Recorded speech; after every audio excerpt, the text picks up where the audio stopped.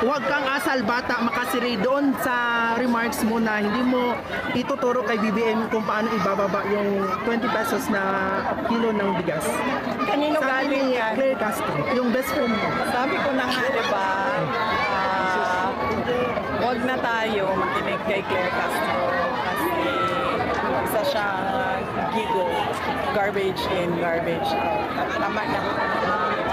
Vice, tanong ko lang sa local, umaasa ba kayo sa MILF may papangalanan sila or endorse sila from PDP Laban? And nagtataka ba kayo kung hindi sila nagsasalita after PRRD na dinala sa Hague? Sino? Ang MILF. MILF? Well, katungod na no sa tanan organisasyon kung unsa ang ilahang pamulitika. Ang importante lang nagkasinabot sila sa ilahang sa sulod sa ilahang organisasyon kung asa padulong ang ilahang mga suporta. Wala ta mamugos bisan ka kinsa. Kita nagapresenta lang sa katauhan kung paunsa sila unang magpili og mga leaders base lang sa historical mistakes nato in choosing our leaders. And next is wala sila nabanggit about after your father na dinala straight sa Hague. na vote sa PDP, sa Duterte Senators. VP, according kay Congressman Adyong Salanao po, urge Vice President Sara Duterte to stop her shame campaign against administration candidate and call on a political leader to restore decency, dignity, and civility in the conduct of electoral campaign. Anong reaction mo dito, VP? Okay, pahiram ko sa mga puti. Dara, VP. Kaya Jong na VP. Adjong, shame campaign against the administration called on all political leaders to restore decency, dignity, and civility in the conduct of electoral campaigns. Si Adjong Manggod, produkto manggod ni siya sa warlordism nato diri sa Mindanao. So I don't think he is the proper person to talk about decency, dignity, and civility. Kay ang iyahang pagdaog din sa Lanao tungod na sa grip sa ilahang dynasty. Napa, VP. Next.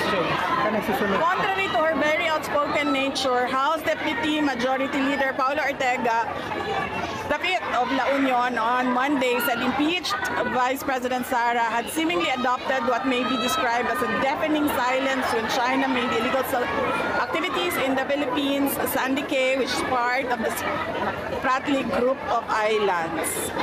South China Gusto daw Sea. niya ang ginaistoryahan. Kani si Kuan, isa Pabor daw pud ka ni sa China. si Ortega, mura pud ni siya og si Adyong. Produkto sa warlord. Si Ortega, maupod ni siya si Adyong. Produkto sa warlordism dinhi sa ato ang nasod. So, angay niya nga mo-adapt po og deafening silence. Kaya wa siya katungod mo abli sa iyang bakba. Where does her loyalty really lie? China or Philippines? From my perspective, it seems she knows nothing in campaign but to engage in political mudslinging. Hit PBBM administration allies with China as her stone-etched template, accused Duterte. So, Kay Ortega. hindi pa obvious nga naa ako diri sa Pilipinas nagapangampanya para sa mga kandidato para sa ato ang nasod. So, of course, I am pro-Philippines and nothing else. She's been going around hitting almost everybody, but never China. Of course, kung nga atakihon man ako ang China sa ato ang kampanya diri sa Pilipinas. Nga ang problema nato diri ang kawalan ng pagtutupad ng mga pangako, sama na sa 20 ang bugas. And finally, sa pangalan na niya? Ortega. Kana iyang pangalan. Ayaw, don't change the topic, boy. The topic is promises made and broken again and again. Last two questions. Napa, VP.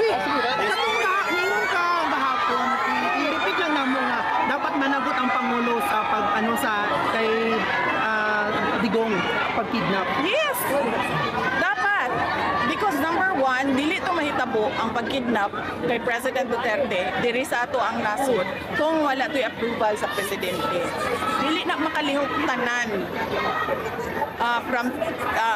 dili na mo stand down ang AFP, dili na mulihok ang PNP kung walay go signal sa ilahang mga secretaries, kung walay, di ba yan masyadong malapit? Hindi naman, ma'am.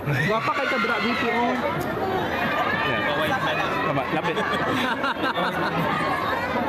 Kanang di na makalihok ang PNP, dili na makalihok ang AFP kung wala na approval sa ilahang secretaries. And walay secretary nga mulihok kung walay approval sa presidente.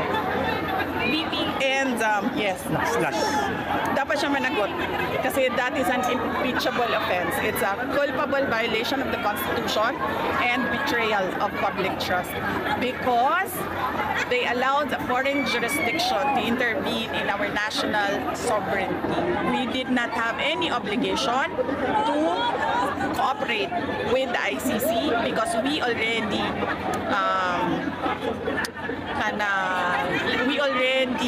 filed our petition to withdraw from the ICC and walay jurisdiction ang ICC para mubuhat ng investigasyon kay President Rodrigo Duterte o bisan kay Quincy.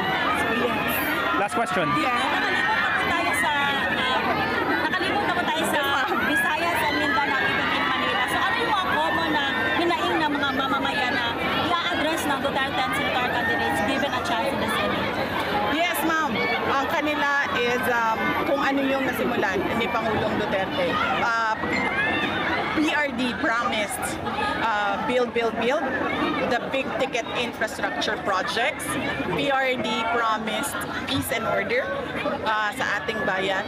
And naturally, when there is peace and order, development o kalambuan, kaunlaran ay sumusunod din. Mag-attend po tayo sa iba pang remaining PDP rallies po with Kitty Duterte.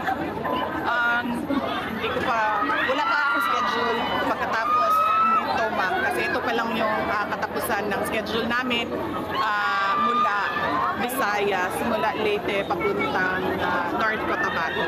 So, mag-schedule pa kami ng aming mga gagawin sa May 7, May 8, May 9, at May 10. Thank you.